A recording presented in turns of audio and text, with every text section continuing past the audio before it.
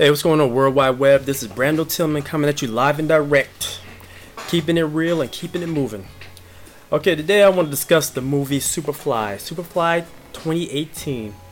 I was looking forward to seeing this movie because I saw the trailers and I wanted to see if it was different from the original make.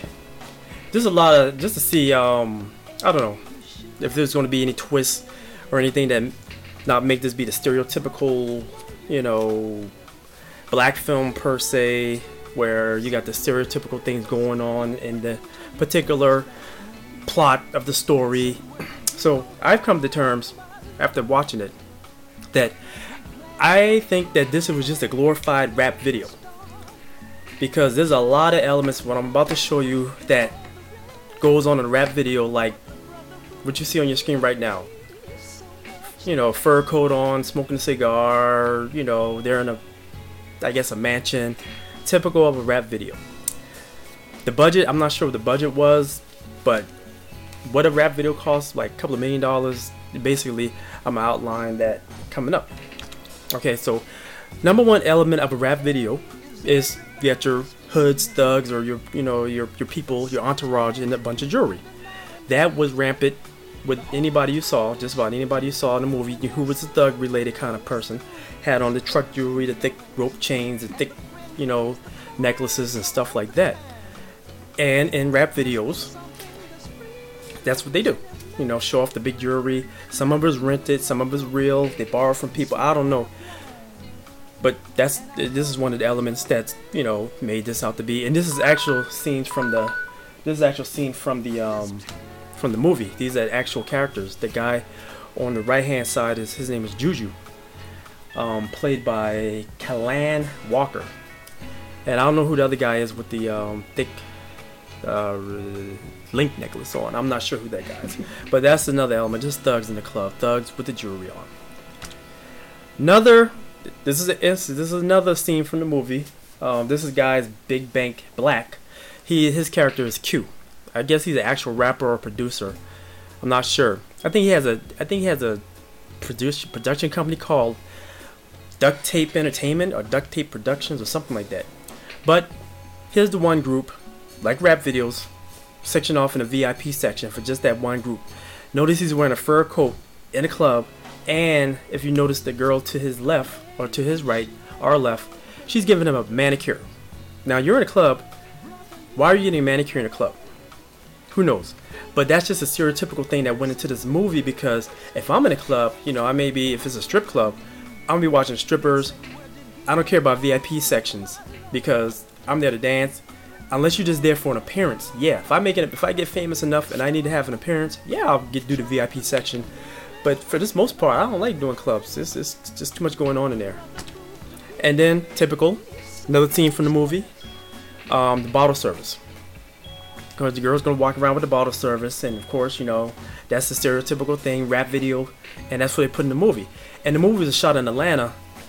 And if you ever been to Atlanta, of course, this is a typical scene. You got your bottle services. You're paying what, $300-400 for a bottle of liquor that you can get in the store for, like, say like it's Remy or Grey Goose or what have you.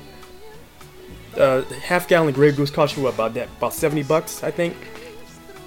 Half a gallon Remy, what, maybe 50? I don't know.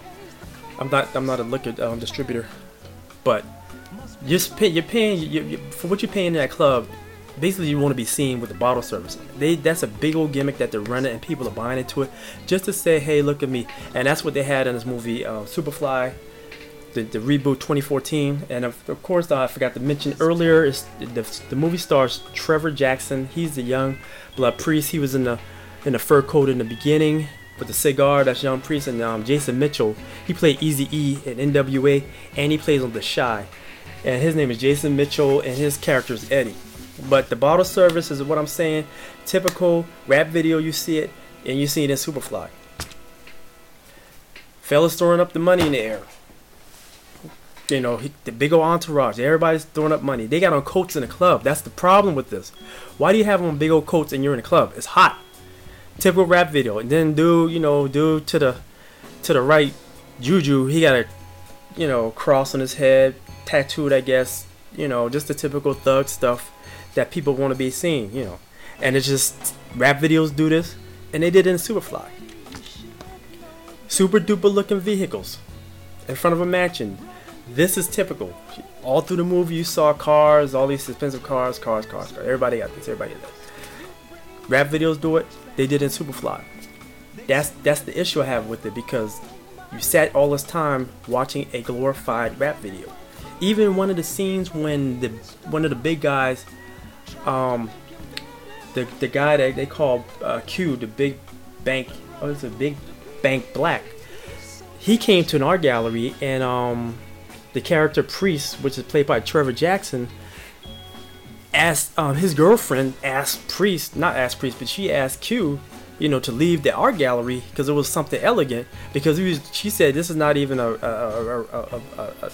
mixtape release party. It's not that kind of party. It's not a mixtape release party. That's what she said to him. And you got to watch the movie and see. And that lets you know it's like rap videos. Okay, gambling, all this money, all this stacks they got, but they can't get out the, they can't, you know, they're not investing their money properly. They're just gambling away, gambling.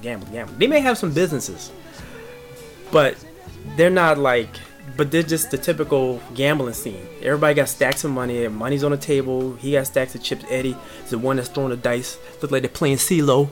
If you look at others' fingers, got 3 dice. Look like they're rolling CeeLo. And then you got, you know, the girls around. Everybody's just having a good time in this restaurant, gambling, typical gambling scene you see in rap videos. Okay, every house is a huge mansion. That guy with his back towards you to the left, that's Q. That's the guy they call Q, Big Blank Black. That's Q. And then that's Juju standing in front of him, and that's some random girl to the right. That's a big ass house. That's like several $1 million house and $1 million type mansion here in Atlanta. And then if you look around the mansion, typical, he got his goons out there with you know, if you're living in that kind of neighborhood, you don't really want to have your neighbors seeing you with guys on your balcony and on your deck or whatever with guns, because it's going to cause suspicion. Typical rap video stuff. That's why I said this movie is like a long rap video. They just put millions of dollars in just having a rap video.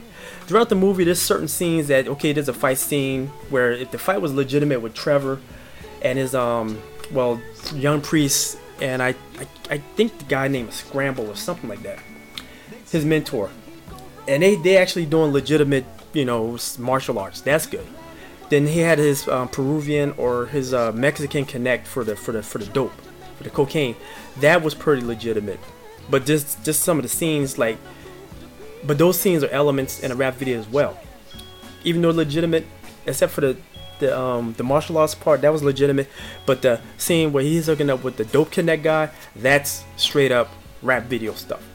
And just out throughout the movie, there's a scene with the cops. You have to watch the movie, this scene with the cops, but it's just, overall, this is what I've been showing you. This is the typical settings of the rap video.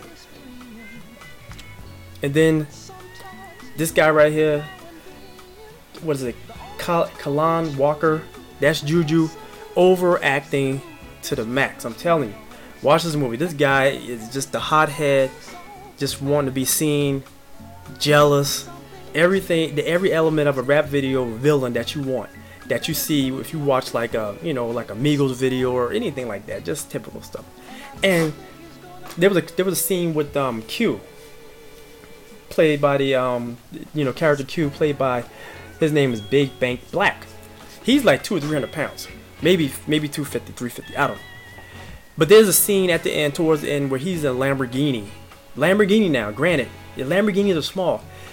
The cabin size or the seat size of a Ford Focus is bigger than the Lamborghini. So you got, and it's just stuff like that that's just made up. You can't have this big guy's not gonna fit in a Lamborghini and be driving around chasing somebody. And that's one of the ending scenes. And that's what made the movie, it had me at certain parts, and then it lost me when all this stereotypical young black and balling out of control comes into play. I mean, I guess that's what I should expect. But I expected something better based off the trailer I saw. But the trailer was kind of misleading. I thought it was going to be a little more in depth, a little more depth to the movie than just this typical. We're out here, we're going to take out the rival crew, we're going to do this, that, and the third. Okay, fine. That's it. That's what the movie's about. Big rap video. Just think of any elements of a rap video that you can think of in this millennium or after millennium, after 2010. No, I'm sorry, after 2010. Think of any element of a rap video, all bind up in one, and they're charging box office tickets for it. You see it, you can turn it, you know, you can go online, look at whatever rappers out there who wants to be throwing it up in the clubs, you know, making it rain and all this other crap. That's just the whole element of the movie in a nutshell. So the message was lost when they started all of these antics and stuff that just made it this big old hip hop video, a hip hop movie. That's about it. Other than that, I mean, I say go see it. Judge for yourself. I wouldn't go see it again. It was money lost to me. You know, I value my dollars, but anything like that or any remakes, the only remake I want to go see, I think they're remaking House Party. LeBron James production company is going to remake House Party. Now, when they do that, that's going to be tough shoes to follow. That's going to be a tough act to follow because House Party 1 was really good. Robin Harris acting as Chris, you know, Play's father in that movie. That's that chemistry, that right there. LeBron James and them. I'm telling you guys, if y'all ever listen to this, do not fuck that up. Because if you fuck that up, people are gonna start talking. You kid. There's certain movies you should not remake. If it's not in production now, please do not remake House Party because all the good comedians who could play, who could even come close to Robin Harris, is not around. Like there's a Bernie Mac. You may get Cedric Entertainer. Yeah, but that's a stretch. I don't know. But Bernie Mac is going. That's the only person that probably could have pulled off the way Robin Harris did. You know, talking trash. You know, one of those guys that seem like that's your uncle who's talking all the trash. And other than that, I'll give this movie a C+. I can't give it a B- because of this guy right here that you're looking at. The overacting, the hyping of this, the hyping of that. You know, is this some stuff had to be more realistic for me to bite into it. I know it's just entertainment and people love this and you're going with the culture like, but personally, Brando, Tillman, nah. If you like this video, hit the like button, share with your friends, subscribe, dislike it, give me the thumbs down, you know, hit that bell icon. Let's get this channel going, and I appreciate you guys watching, and I'll see you around like a donut.